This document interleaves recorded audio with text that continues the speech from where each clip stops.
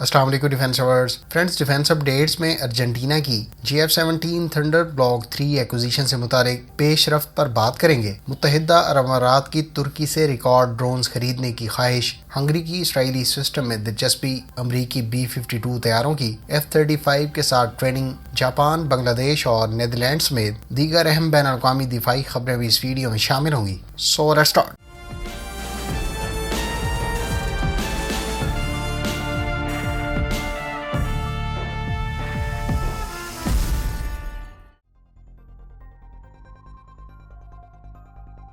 Friends, Argentina کے سرکاری media sources کے مطابق ارجنٹینا کے امبیسڈر نے بیجنگ میں گزشتہ جمعرات China national arrow technology import and export corporation یعنی کیٹک کے نمائندے سے ملاقات کی ہے۔ اس ملاقات کے دوران ارجنٹائن امبیسڈر اور کیٹک کے ریپرزینٹیٹو کے درمیان GF-17 تھنڈر بلاک 3 کی ممکنہ ایکوزیشن سے متعلق بات چیت ہوئی ہے۔ دونوں آفیشلز کے درمیان یہ ملاقات 14 یوہائی ایئر شو کے موقع پر ہوئی۔ ارجنٹینا کے چائنا میں موجود امبیسڈر نے اس ملاقات کے بعد چین سے GF-17 تھنڈر کی ممکنہ ایکوزیشن کو ہسٹورک قرار دیا۔ انہوں نے مزید کہا کہ چائنا سے ڈیفنس کوآپریشن ان کے ملک کی علاقائی سلامتی کو مزید مضبوط بنائے گی۔ ان کا مزید کہنا تھا کہ ہمیں چین سے ممکنہ طور پر GF-17 تھنڈر کی ایکوزیشن بغیر کسی رکاوٹ اور کنڈیشنز کے حاصل ہوگی۔ واضح ہے کہ ارجنٹینا پاکستان اور چین کے مشترکہ طور پر تیار کردہ GF-17 تھنڈر بلاک 3 کو ایکوائر کرنا چاہتا ہے، تاہم اس بارے میں تینوں فریقوں کے درمیان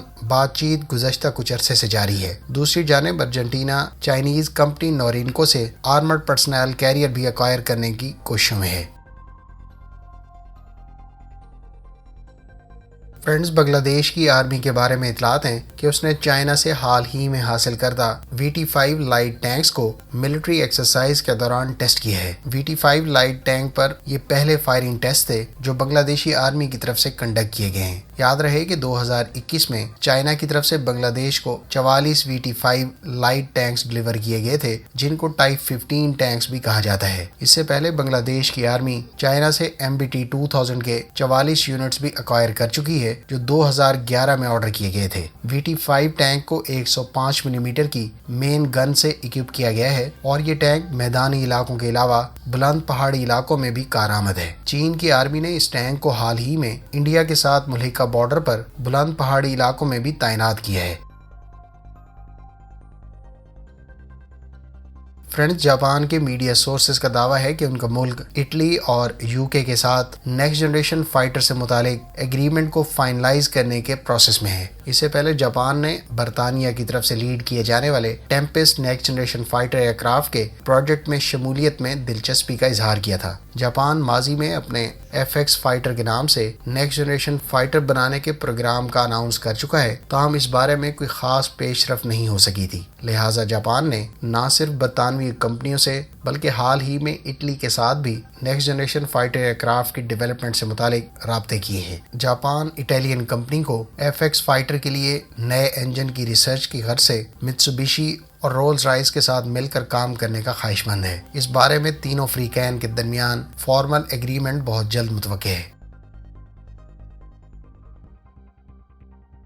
فرینڈز، متحدہ عرب امارات کے بارے میں اطلاعات ہیں کہ وہ ترکی سے 120 TB2 ڈرونز ایکوائر کرنے سے متعلق ڈیل بہت جلد طے کر لے گا۔ واضح ہے کہ UAE نے ماضی میں امریکہ سے 20 MQ-9 ریپر ڈرون ایکوائر کرنے سے متعلق خواہش کا اظہار کیا تھا، تاہم امریکہ کی جانب سے تقریباً $2 بلین کی اس ڈیل کی منظوری نہیں دی گئی تھی۔ حالیہ کچھ عرصے میں UAE کے ترکی کے ساتھ تعلقات میں گرم جوشی کو لے کر UAE نے بڑی تعداد میں ترکی سے TB2 ڈرونز ایکوائر کرنے کا فیصلہ کیا تھا۔ ترکی اور UAE کے درمیان اگر ان ڈرون سے متعلق فارمل ڈیل طے ہو جاتی ہے تو یہ کسی بھی ملک کی ترکی سے سب سے بڑی تعداد میں ایک ڈیل کے تحت ڈرونز ایکوزیشن ہوگی۔ دونوں ممالک کے درمیان ڈیل طے پانے کی صورت میں ان ڈرونز کی ایکوزیشن کی مالیت تقریباً $1 ارب سے زائد متوقع ہے۔ واضح ہے کہ UAE نے حال ہی میں ترکی سے ٹرانسفر اور ٹیکنالوجی کی ریکویسٹ بھی کی تھی، تاہم اس بارے میں دونوں ممالک کے درمیان بات چیت جاری ہے۔ آپ کی اس متوقع ڈیل کے بارے میں کیا اوپینین ہے؟ کمنٹ کر کے ضرور بتائیں۔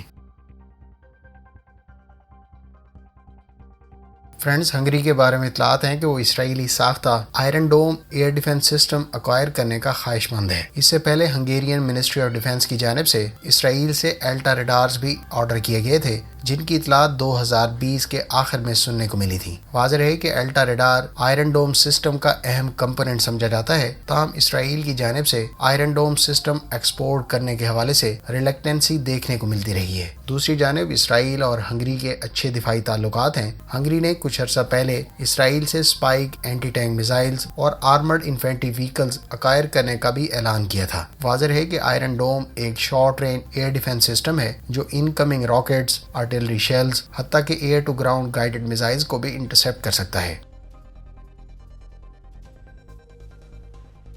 فرینڈز، امریکی ایئر فورس کے B-2 بمبار طیاروں نے امریکی ریاست ایریزونا میں پہلی مرتبہ F-35 کے ساتھ offensive counter air trainings conduct کی ہیں۔ امریکی ایئر فورس کے B-2 طیاروں نے پہلی مرتبہ اتحادی ممالک کے F-35 کے ساتھ اس طرح کی ٹریننگز کا انعقاد کیا۔ اس ایکسرسائز میں امریکی ایئر فورس کے 5 B-2 بمبار طیاروں نے اٹلی، ڈنمارک، نیدرلینڈز اور ناروے کے F-35 کے ساتھ offensive counter air training conduct کی۔ امریکی ایئر فورس کے لیفٹیننٹ کرنل کا کہنا تھا کہ اس قسم کی ایکسرسائز بمبار طیاروں کو انٹیگریٹڈ مشنز میں موسٹ ڈیمانڈنگ کامبیٹ انوائرمنٹس میں پائلٹس کی پریپریشن کے لیے خاصے افیکٹو ثابت ہوتے ہیں۔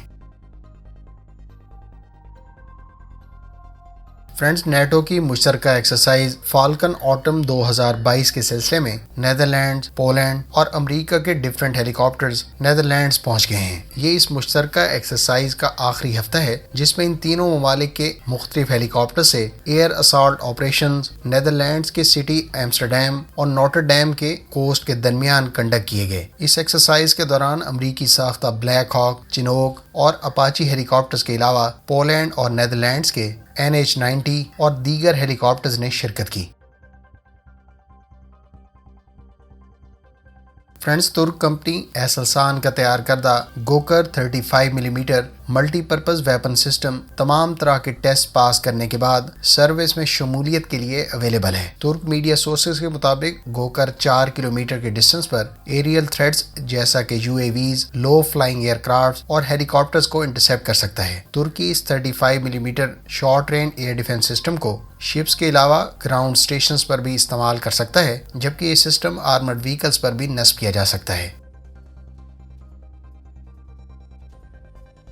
فرینڈز، امریکی کمپنی لاک ہیڈ مارٹن کو نارویجین ملٹری کے لیے TPY-4 year surveillance radar produce کرنے کا آرڈر دیا گیا ہے۔ کانٹریکٹ کے تحت Lockheed Martin Norwegian military کو 8 TPY-4 گراؤنڈ بیس ریڈار فراہم کرے گی۔ نارویجین حکام کا دعویٰ ہے کہ اس نیکسٹ جنریشن گراؤنڈ بیس ریڈار کی مدد سے ناروے کی لانگ رینج سرویلنس کیپیبلٹی میں اضافہ ہوگا۔ لاک ہیڈ مارٹن کے تیار کردہ TPY-4 ریڈار کی زیادہ سے زیادہ رینج 1000 کلومیٹر بتائی جاتی ہے، جبکہ یہ مختلف ایریل تھریٹس کو ڈیٹیکٹ کرنے کی صلاحیت کا حامل ہے۔ اس کے علاوہ اس میں بیلسٹک میزائل کو ٹریک اور سرچ کرنے کی بھی صلاحیت موجود ہے۔